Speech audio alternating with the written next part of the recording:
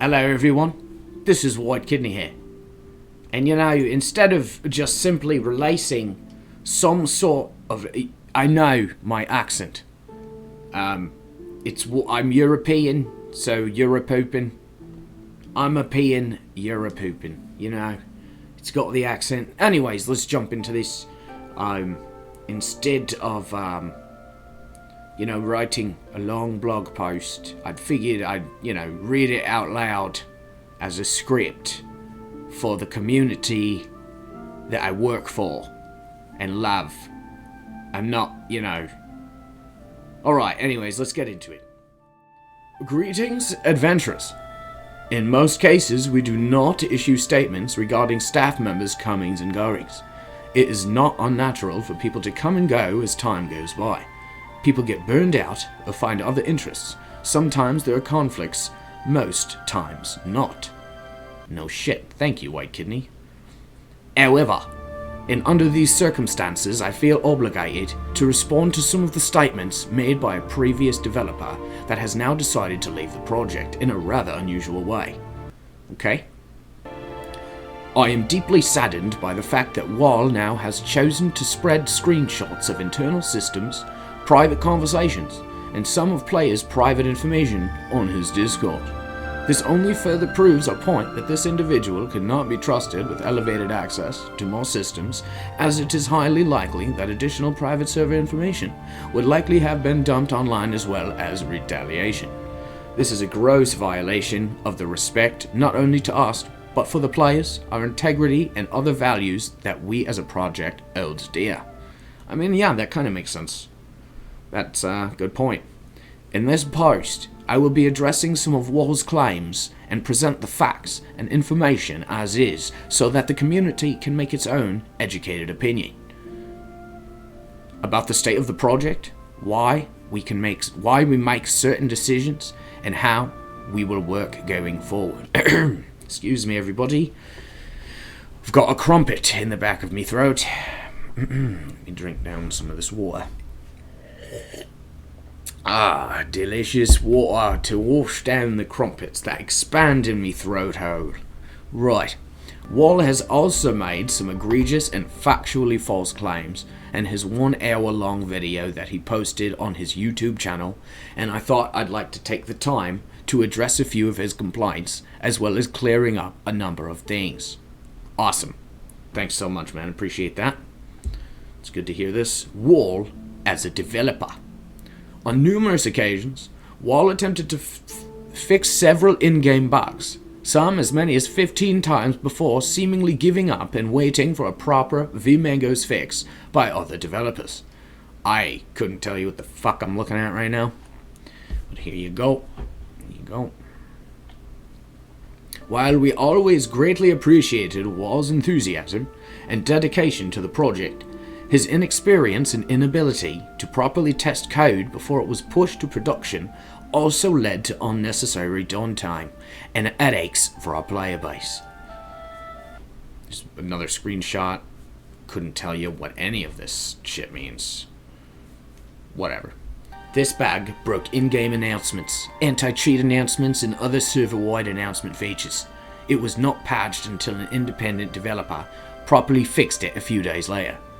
Untested code was one challenge, but the server didn't even compile on several occasions, which indicates that Wall never went through the effort of setting up a local developer environment, which is more similar to what we run in production on live service. Anyways, here's another picture. I have no idea what I'm looking at, dude. No goddamn clue. Okay. And while Wall has done some work tuning the database values of certain NPCs and bosses, he has yet to provide an explanation of exactly what he changed and how he allegedly made things harder. The initial agreement was that any modifications done to the default vMango's world database, which contains information about NPCs, health values, stats, loot, items, etc. Oh god, I'm going between Cockney, British, I don't know where the fuck I'm going, but let's just keep going. Was supposed to come as an additional migration, which an SQL script that contains Everlook modifications that we apply on top of the vMangos database. Wall never delivered on this and only sent us his master script after leaving the project. He sent that to me too. I think he sent it to a few people. He wants it to be open source. I think that's pretty cool. Instead, large database dumps were provided to us, which makes traceability and auditing of the contents more challenging. This information that we requested from Wall at multiple occasions was never delivered, thus hindering any other developer from working on the project. Wall also makes some factually false claims, statements about the client-side anti-cheat functions, such as claiming that you can bypass it entirely by renaming the executable. This, of course, is not possible, and again speaks of Wall's lack of understanding and inexperience with software in general. Okay? Well, I have no idea, dude, I have no idea what to really think of this, you know. I guess he's getting to a good point right here. Why was he a lead developer then? I had a long talk with Wall before we brought him on board, and he seemed like an individual with real and genuine passion for the game, which I still believe to this day. Make no mistake, what he has learned about private server development within such a short time frame is great, and I am sure that he will put his abilities to good use on other projects. However, it was a mistake from the project side putting such a great amount of trust in someone who clearly was not equipped to deal with a project of this magnitude. I completely agree. I had a lot of faith in Wall and decided to give him a chance. This has now come around to bite us in the ass, which is something I personally take responsibility for. Good. In the end, it's our player base that we have let down, as well as ourselves. We promise to do better. The title is also largely irrelevant, as Wall was the only developer for some time. I didn't know that. He was the only developer for some time. Well, you know, at least he's taking some responsibility. Really appreciate that. That's very mature. State of mind. I would like to add that several members of the staff and players from the community contacted me on numerous occasions regarding some of Walt's posts and paranoid behavior prior to launch. Some of the messages that were sent to me were almost too crazy to be true to begin with, but in hindsight, I've seen that some of these are likely true statements. For example, that Wall has claimed that he previously has been hunted down and kidnapped by the FBI. Unfortunately for us, this was something that only escalated rapidly post-release. This is a failure that I attribute not only to myself, as we saw warning signs early on, but did not act upon it until it was too late. So wait, what? Wall has claimed that he previously... I mean, like, you know, people are going to go online and say shit. Not everything online is true.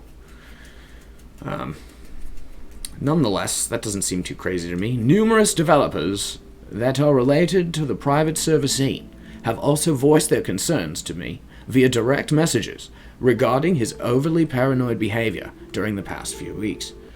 I don't know. I mean, to be fair, like, I'm just gonna put my 2 cents in. Like, there's very limited transparency. And if I'm working, you know, on a server, I want to know what the fuck's going on behind the scenes, you know what I mean? Especially if I'm a lead dev. And if I was the only dev for some time, you know, I'd be getting paranoid too if after being with the project for a few weeks I was still limited to only certain amounts of information. That would make me paranoid. That's just me. Anyways, let's keep going. Whitekidney, continue. Thank you so much, Kowloon. Unprofessional GM behavior. Wall has reprimanded by GM team members several times for his unprofessional behavior on his GM character. He was found on numerous occasions to go visible to players without reason, often swearing and otherwise presenting a very unprofessional image of himself in our project. This is also something that stretched to Discord communications with members of our community, while anger and frustration sometimes take over. None of us are perfect. I've said things to players I regret myself, but with Wall, this was a regular and often daily occurrence. When Wall was approached with his criticism, he again blamed it on everyone else but himself, and refused to change his behavior. I mean, I don't know, man. The GM's coming out of nowhere and just swearing. Sounds kind of fun to me, but, I wasn't there. I don't know. Why was some his bans reversed? Why was some his bans reversed? Now we're in the Cockney realm. This is a carefully developed process in place for banning accounts. This is to ensure that innocent people are not punished for something that they did not do. However, Wall refused to follow this process and in many cases banned people without proper proof or documentation, making it impossible for anyone else on the staff to verify that the bans are indeed legit.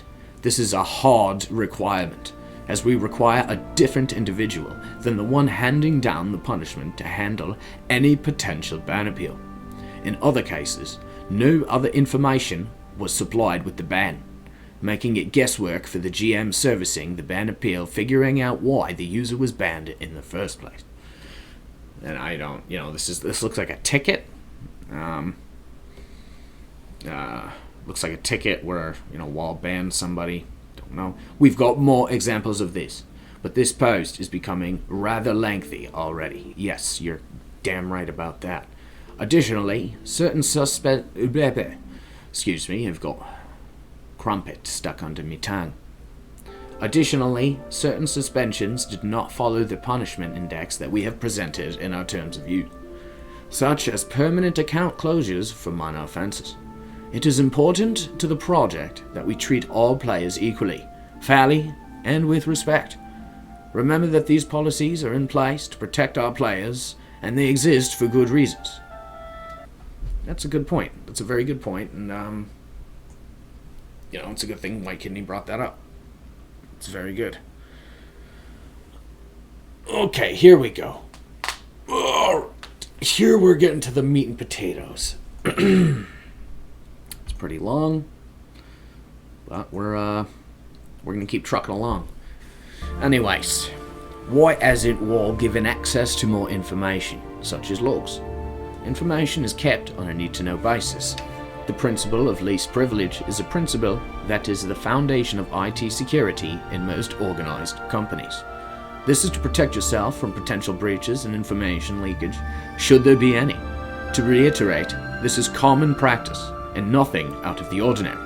As a developer with the development tasks, there should be no apparent or obvious reason for why they should be granted automatic access to the wealth of trade, chat, IP, account, and character logs that we possess.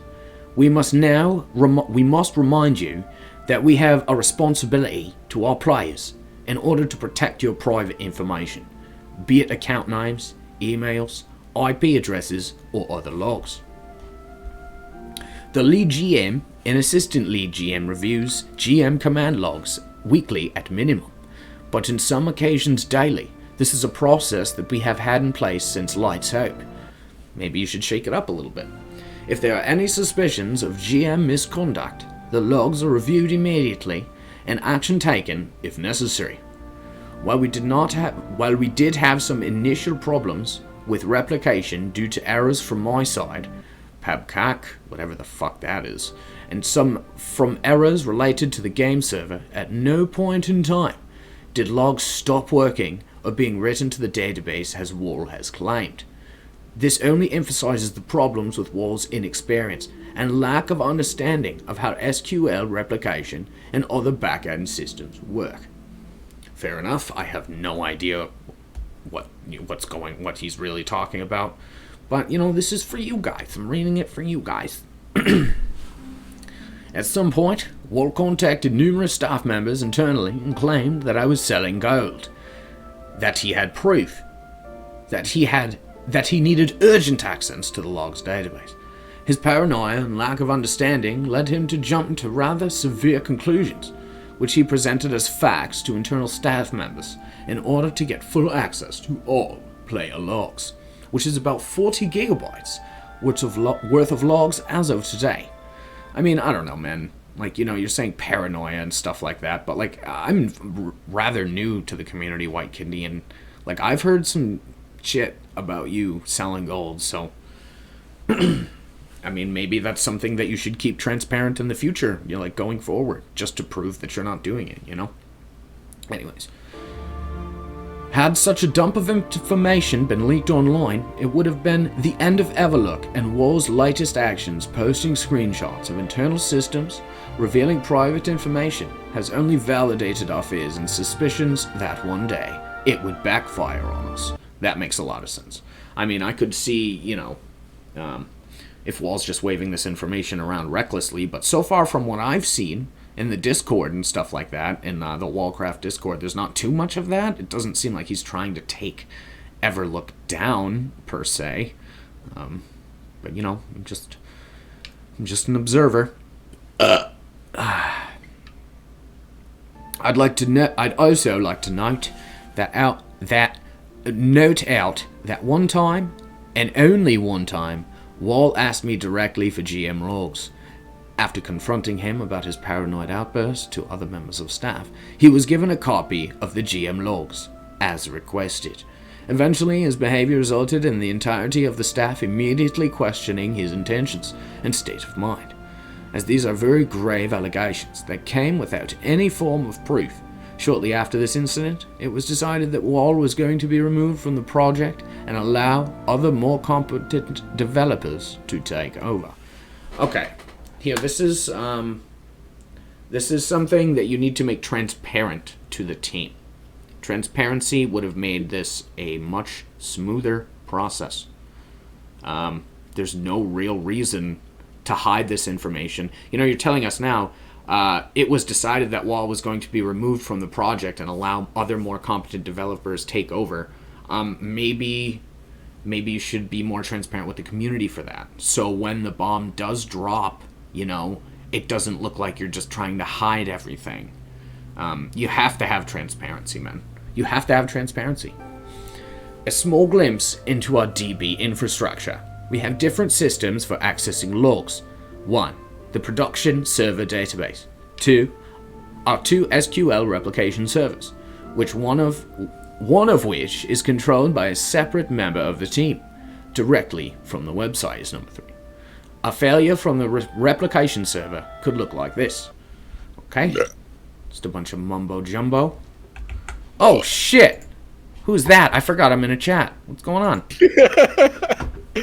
I've been listening to you. Oh, shit. Alright, I'm making a video, so just give me a second. I'm finishing. I'm reading this. It's very important. No, okay. Do you, dude. Do you. Okay. I love it.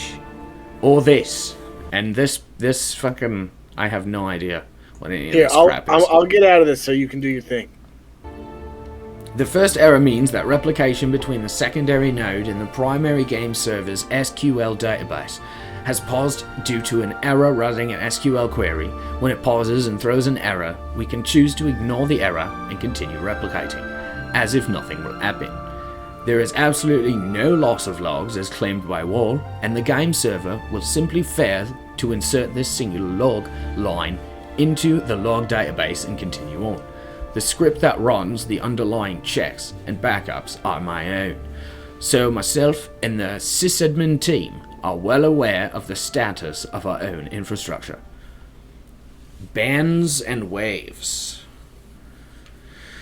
Okay, that previous part, I don't really know I have very little to say about this shit, but this is something. Alright, he's talking about the bots and the band waves. Let's go. Bands and waves. There has also been some false crumpet in my throat. There has also been some false claims surrounding bots and how we handle bans. Usually, we never make a comment about how we handle investigations and bans. However, we'd like to clear up some misconceptions. What are ban waves? Ban waves are delayed bans. Under certain circumstances, we may or may not decide to delay taking action against an account for violating our rules. The reason for this is very simple. It's more effective. This is a very well-established practice which has been in place for many years and is actively used by anti-cheat providers and game developers across many popular games. Sounds good to me. Most of our bot bans comes as a result of server-side investigations. We spend a significant amount of time analyzing large data sets of logs in order to properly follow up on accounts that are either immediately banned or scheduled for ban wave, which in some cases may be during the same day, the next day, or X amount of days into the future. Okay. Wall's approach to dealing with bots was lackluster and a half-effort at best. We have identified numerous people who were incorrectly banned because Wall did not go through the proper processes of actually validating that these people were in fact bots. While he may have spent time manually moving around in the game world in order to manually detect bots and ban them, this is a very time-consuming and very inefficient approach. If this is the approach we wanted to take to combat bots, we would need an army of GMs constantly watching every single zone in the game. With limited time and resources available to the project, as staff members also have other real-life obligations. We need to spend our time effectively on the best possible approach that will give us positive results mid and long term. I completely agree. We are not going to seek out short-term wins if this negatively affects the server long-term. Most of the staff has 5+ years of experience running high population servers, and we have tried multiple strategies throughout the years. We have a good idea what works and what does not. While the end result of this might give you the impression that some bots are not being dealt with immediately, you can be sure that actual investigative work is going on behind the scenes in order to determine the full scope of the offense, which in many cases also include gold laundering, botting for profit, or other illicit activities that carry graver consequences for the server outside of the initial botting offense itself. That's one thing I'm a little bit shaky on. I don't really know where I stand with this. I feel like, Whitekidney has some good points, how you can, by going through the proper processes, you can, you can make sure that the people you're banning aren't bots, because some people play like bots. I kind of do. I'm a shitter. Anyways, but there's also the fact that I feel like it's pretty effective to be out in the game world. You don't necessarily need an army of GMs. You could have maybe 10 per continent, and these don't have to be high-level GMs. These can just be GMs who have the ability to send a ban request even. That you could, I feel like the extra steps of litigation, sure, it protects some people, but it also protects a lot of botters who just should be outright banned on the spot. Maybe you guys should have an Everlook wall of shame, where you take a screen cap before you ban. Somebody sends a screen cap.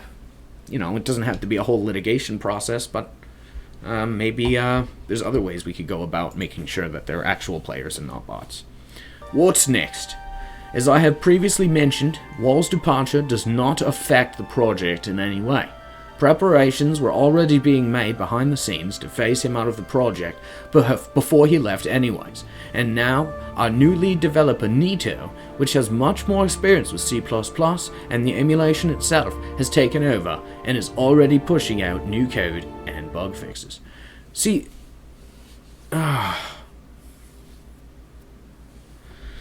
preparations were already being made behind the scenes to phase him out of the project before he left anyways.